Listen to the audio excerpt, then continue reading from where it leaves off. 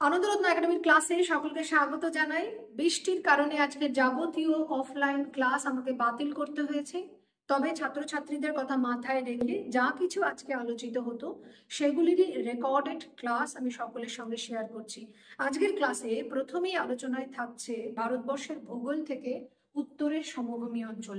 আমরা সকলেই জানি যে উত্তরের সমভূমি অঞ্চল পাঞ্জাব, হরিয়ানা, উত্তরপ্রদেশ, ঝাড়খণ্ড, বিহার, পশ্চিমবঙ্গ এবং এইদিকে আসামের সমভূমি অঞ্চল, এদিকে রাজস্থানের সমভূমি অঞ্চল, এইগুলি নিয়ে গঠিত। এছাড়া এই উত্তরের সমভূমি অঞ্চলেরও পাকিস্তানেও অংশ রয়েছে। মুখ্যত আমরা ভারতের ভূভাগে ভারতের সমভূমি অঞ্চল পড়ছি শুধু, এবং সেই সাপেক্ষে রাজ্যগুলি বললাম। এবার এই ভারতের সমভূমি অঞ্চলের খুঁটিনাটি যাবতীয় তথ্য পরীক্ষার সাপেক্ষে আমাদের যেমন ভাবে প্রয়োজন হয় পয়েন্ট আকারে মনে রাখার চেষ্টা করব, যাতে একেবারে যে কোনো সময় জিজ্ঞাসা করলে উত্তরের সমভূমি অঞ্চল থেকে সবগুলি পয়েন্ট বলে দিতে পারি। তো প্রথমেই জেনারেল হিসেবে ইম্পর্টেন্ট কিছু তথ্য, জেনারেল বললেও ইম্পর্টেন্ট কিছু তথ্য, সেটা আমরা মাথায় রাখি যে এই উত্তরের সমভূমি অঞ্চলের নির্মাণ কিভাবে হয়েছে। সিন্ধু, গঙ্গা, ব্রহ্মপুত্র নদী এবং তাদের শাখা নদী উপনদীদের ক্ষয় কার্যের ফলে এই উপনদী, শাখা নদী এবং এই যে মূল তিনটে নদী বললাম গঙ্গা, ব্রহ্মপুত্র, সিন্ধু, তাদের ক্ষয় কার্যের ফলে উত্তরের সমভূমি অঞ্চলের নির্মাণ হয়েছে। এই যে উত্তরের সমভূমি অঞ্চল, সেই উত্তরের সমভূমি অঞ্চল পলির গঠিত অঞ্চল হিসেবে পৃথিবীর সবথেকে বৃহত্তম ভূমিরূপ বা ভূভাগ। ভারতের যে 5টা ভূপ্রাকৃতিক মূল বিভাজন আমরা পড়ি, তার মধ্যে সব থেকে নবীনতম ভূপ্রাকৃতিক বিভাগই হলো এই উত্তরের সমভূমি অঞ্চল। একে মূলত 3টে ভাগে ভাগ করা হয়ে থাকে। পাঞ্জাব সমভূমি, পাঞ্জাব হরিয়ানা নিয়ে, গাঙ্গেয় সমভূমি, এই একেবারে আমাদের ব্লু কালার করা হয়েছে গাঙ্গেয় সমভূমি, আর ব্রহ্মপুত্রের সমভূমি। এই মূল 3 ভাগে উত্তরের সমভূমি অঞ্চলকে ভাগ করা হয়ে থাকে। তার সঙ্গে আমরা রাজস্থান প্লেন পড়বো, ভারতবর্ষের বাইরে পাকিস্তানের সিন্ধু প্রদেশে যে সিন্ধ প্লেন রয়েছে সেটা সম্পর্কেও কিছু তথ্য জানবো। ওকে, এছাড়াও আমাদের উত্তরের সমভূমি অঞ্চল বাদ দিয়ে দক্ষিণের মালভূমি অঞ্চলে যে সমস্ত সমভূমি অঞ্চল রয়েছে একটা, একমাত্র মালভূমি অঞ্চলের সমভূমি আমরা ছত্তিশগড় মালভূমি বলি। তাছাড়াও আরো কিছু টার্ম আসবে, সেগুলি আমরা আস্তে আস্তে পড়বো।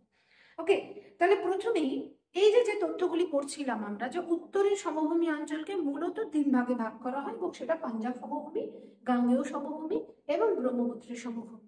এবার এই উত্তরের সমভূমি হিমালয় থেকে আলাদা হয়েছে মূলত যে গ্যাপ দ্বারা, সেই গ্যাপের নামই হচ্ছে হিমালয়ান ফ্রন্টাল ফল্ট, বা যে চিটি দ্বারা বিভাজিত হয়েছে, আলাদা হয়েছে, পৃথক হয়েছে, সেটি হচ্ছে হিমালয়ান ফ্রন্টাল ফল্টের মাধ্যমে। দেখো, এর আগের ক্লাসগুলোতে আমরা পড়েছিলাম যে ট্রান্স হিমালয় আর গ্রেটার হিমালয়ের যে গ্যাপ, সেটাকে আমরা সাচ্চার জোন বলি। তেমনি গ্রেটার হিমালয় আর মিডল হিমালয়ের গ্যাপ রয়েছে, আঞ্চলিক নাম আলাদা আলাদা রয়েছে। সবাই আমরা জানি কুলুকাংরা ভ্যালি, চুমড়ি ভ্যালি, এগুলো পড়েছি আমরা, কাঠমান্ডু ভ্যালি পড়েছি। তেমনি একই রকম ভাবে এই যে দুটি ভূখণ্ডের মাঝখানের যে গ্যাপ, আমাদের এই ক্ষেত্রেও কিন্তু এখানে মাথায় রাখতে হবে যে উত্তরের সমভূমি অঞ্চল হিমালয় থেকে আলাদা হয়েছে বা শিবালিক থেকে আলাদা হয়েছে হিমালয়ান ফ্রন্টাল ফল্টের দ্বারা। উত্তরের সমভূমি অঞ্চলের মোট আয়তন 7 লক্ষ বর্গ কিলোমিটার। দৈর্ঘ্যের নিরিখে যদি দেখি তাহলে প্রায় 2400 কিলোমিটারের বিস্তার রয়েছে। প্রস্থের নিরিখে 240 কিলোমিটার থেকে 320 কিলোমিটার হচ্ছে এর প্রস্থগত বিস্তার বিদ্যমান। তো এই যে সাধারণ কিছু গুরুত্বপূর্ণ তথ্য মাথায় নিয়ে এরপরে আমরা এক একটা ভাগ পড়ব। অর্থাৎ প্রথমেই পাঞ্জাব সমভূমি আসবে মূল ভাগ হিসেবে যদি পড়াশোনা শুরু করি। তার আগে ছোট ছোট দু একটা টার্ম পড়ে নিয়ে যাবো। এই যে ছত্তিশগড় সমভূমি বলছিলাম, মালভূমি অঞ্চলের একমাত্র সমভূমি অঞ্চল হচ্ছে ছত্তিশগড় সমভূমি। তো এই ছত্তিশগড় সমভূমিকে বেসিক্যালি ভারতবর্ষের ধান ভান্ডার বলা হয়, মহানদীর দ্বারা সৃষ্ট সমভূমি। আর এটা অনেকটা শশার সেট, ওই ফুটবলের আকৃতির মতন। ওকে, এর পূর্বে রয়েছে উড়িষ্যা হিল, এর পূর্বে আমরা এই যে ছত্তিশগড় যদি এই সমভূমি দেখি, ছত্তিশগড় সমভূমির সীমায় পূর্বে উড়িষ্যা হয়ে পশ্চিমে হচ্ছে মহিকাল রেঞ্জ, এইদিকে ছোটনাগপুর মালভূমি, নিচের দিকে হচ্ছে বস্তার জেলা বিদ্যমান। তো এই ছোট ছোট তথ্যগুলি আমাদের কখনো কখনো পরীক্ষায় দেওয়া থাকে এবং এগুলি মাথায় রাখতে হয় আমাদের।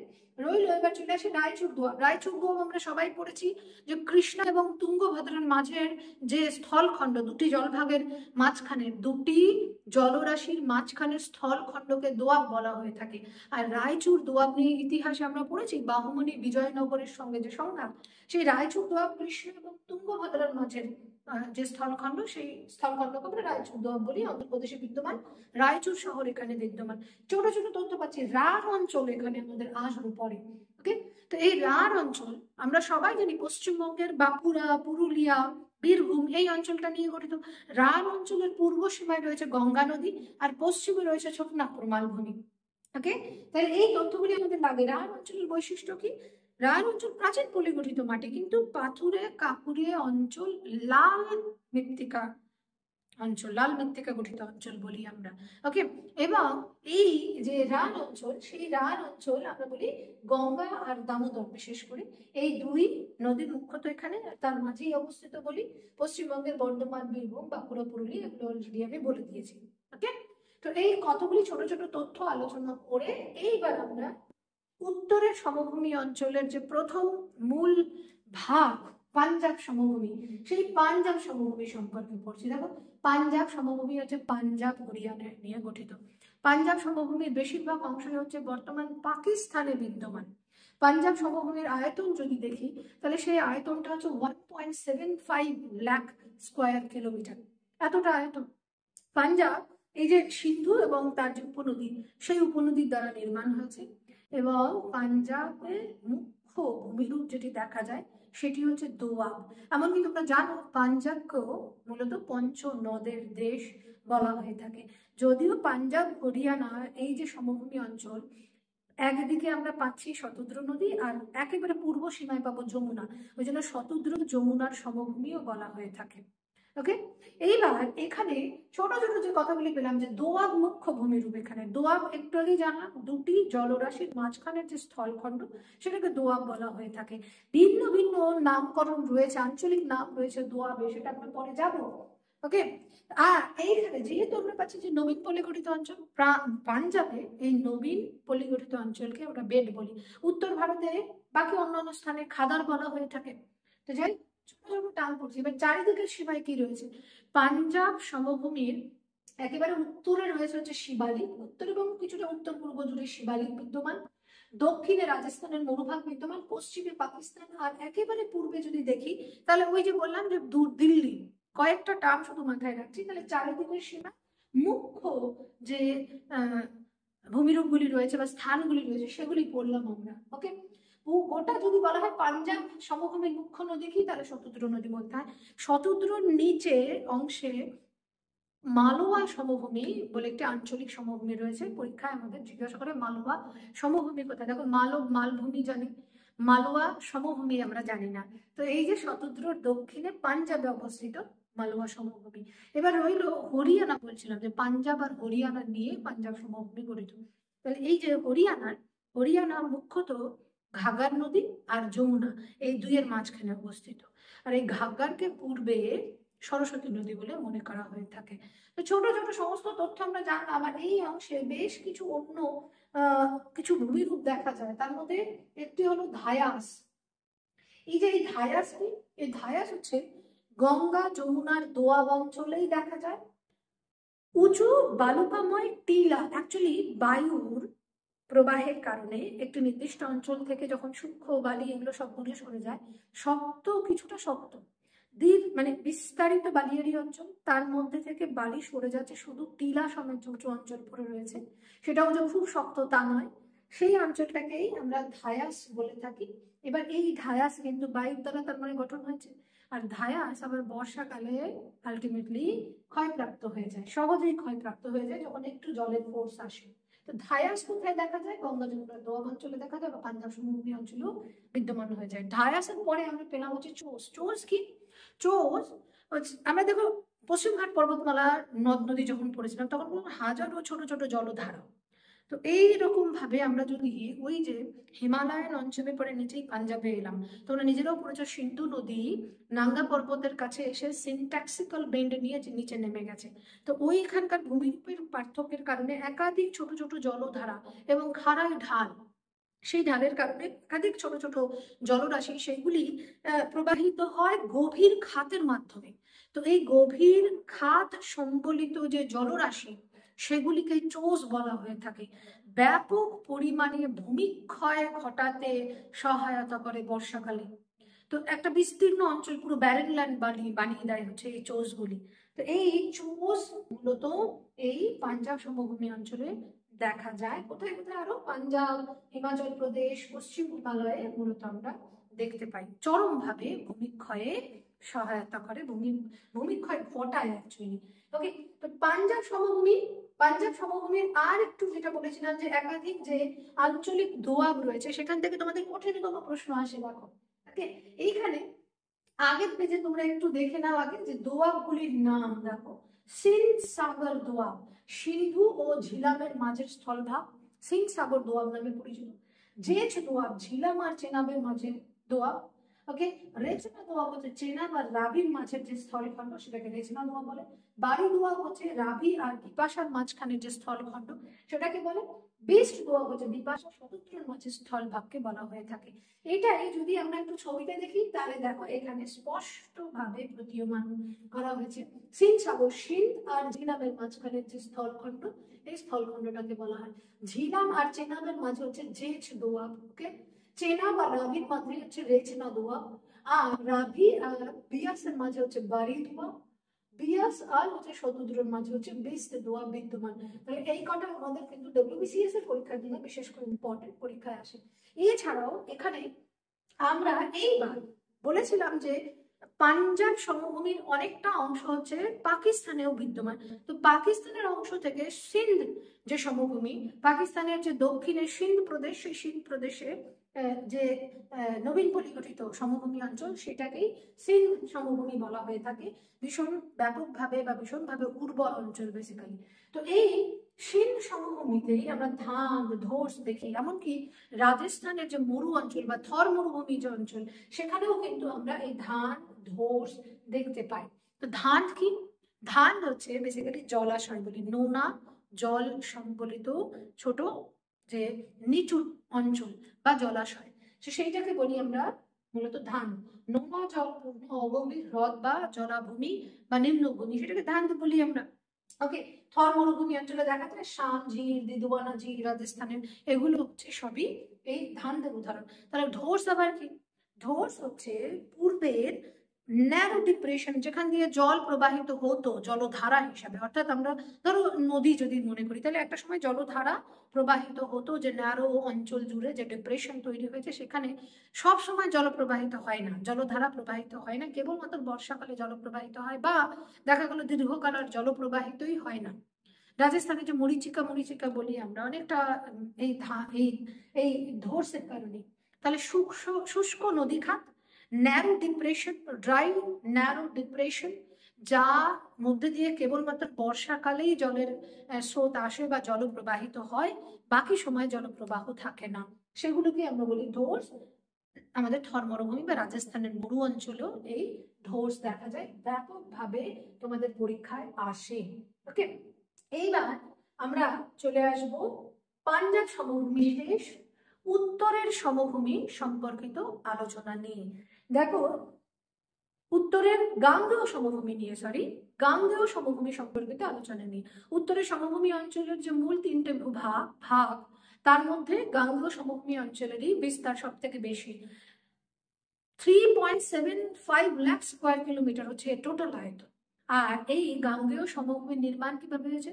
হিমালয় থেকে উৎপত্তিগত নদী, তাদের উপনদী, শাখা নদী, এগুলি, এছাড়াও দক্ষিণের মালভূমি অঞ্চল থেকেও বেশ কিছু নদীর এখানে অবদান রয়েছে। চম্বল, কেন, বেতোয়া, সোন, এই সমস্ত নদী মালভূমি অঞ্চল থেকে উৎপত্তি হয়ে বরং উত্তরবাহী হিসেবে প্রবাহিত হয়েছে, এবং সেই নদীগুলিও এই গাঙ্গেয় সমভূমি অঞ্চলের নির্মাণে সহায়তা করেছে। ওকে, তো এই তথ্যগুলি আমাদেরকে মাথায় রাখতে হয় যে এই গাঙ্গেয় সমভূমি অঞ্চলের নদীগুলি একাধিকবার তাদের প্রবাহ পথে পরিবর্তন ঘটিয়ে বিভিন্ন ধরনের ভূমিরূপ গঠন করেছে, এবং সেই ভূমিরূপগুলি হলো স্বাভাবিক বাঁধ, গিরিখাত, খাড়াই, জলাভূমি, অশ্বক্ষুর আকৃতির হ্রদ, এগুলো সব আমরা দেখতে পাই এই অঞ্চলে। আর এই যে এত প্রবাহ পথ, নরম ভূখণ্ড সবাই করি, প্রবাহ পথের পরিবর্তন ব্যাপক গতিতে বাড়ায়, এবং যার ফল হিসেবে কোশি নদী বিহারে বিগত কয়েক দশকে এত ক্ষয়ক্ষতি করেছে, এই কোশিকে বিহারের দুঃখ বলা হয়। ওই জন্য বলা হয় গঙ্গার যে সমস্ত উপনদী, শাখা নদী রয়েছে, তাদের মধ্যে সব থেকে দ্রুত গতিপথ পরিবর্তনকারী নদী হচ্ছে, স্বল্পিল গতি প্রবাহিত নদী হচ্ছে এই কোশি নদী। কোশিকে বিহারের দুঃখ বলা হয়, আমরা সবাই জানি, ছোটবেলা থেকে পড়ে এসেছি। ওকে, তো এই যে গাঙ্গেয় সমভূমি, সেই গাঙ্গেয় সমভূমিকে আবার তিনটে ভাগে, upper Ganga plain, middle Ganga plain আর লোয়ার গঙ্গা প্লেন, এই তিন ভাগে ভাগ করা হয়ে থাকে। এর আবার আঞ্চলিক বিভাজনও রয়েছে। আঞ্চলিক বিভাজনে আমরা পড়ি হচ্ছে রোহিলাখন্ড উত্তরপ্রদেশের উত্তর পশ্চিমে বিদ্যমান। এখানে আমরা আরেকটি ল্যান্ড ফরমেশন দেখতে পাই, ভুর ল্যান্ড ফরমেশন, ওটা এক ধরনের ল্যান্ড ফরমেশন বিদ্যমান, পরে আমি বলছি তোমাদের।